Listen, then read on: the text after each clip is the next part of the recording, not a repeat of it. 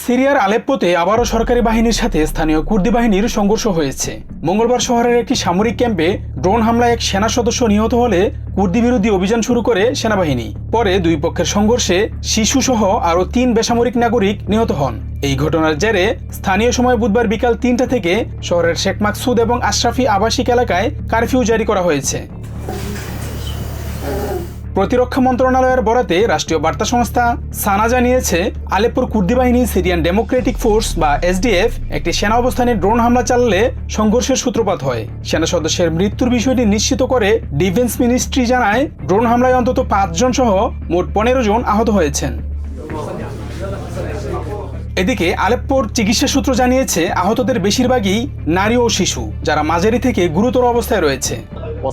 আমরা ৪ জনের মরদেহ পেয়েছি, যাদের ২ জন নারী ও একটি শিশু রয়েছে। আহতদের বেশ কয়েকজনের অবস্থা গুরুতর, এদের মধ্যে একটি মেয়ের চোখ উপড়ে গেছে।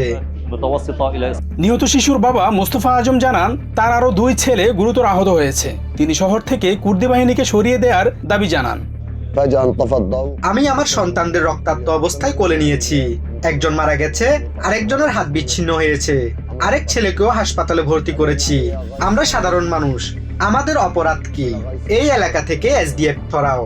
যুদ্ধ যদি করতেই হয় সামরিক এলাকায় করো। কুর্দি সশস্ত্র বাহিনী এসডিএফ কে সরকার কেন নিয়ন্ত্রণ করতে পারছে না, সেটা নিয়ে ক্ষোভ জানান এই শোকাহত বাবা। অন্যদিকে এই ঘটনায় মোস্তফা আজমের মতো ভীত সন্ত্রস্ত হাজারো বাসিন্দা শহর ছেড়ে পালাতে শুরু করেছে। বুধবার সকাল থেকেই আলেপ্পোতে বাড়ি ছাড়া মানুষদের দীর্ঘ সারি দেখা যায়। জরুরি প্রয়োজনীয় জিনিসপত্র নিয়েই কেন্দ্রীয় শহরের পার্শ্ববর্তী অন্যান্য জেলায় ছুটতে শুরু করে স্থানীয়রা।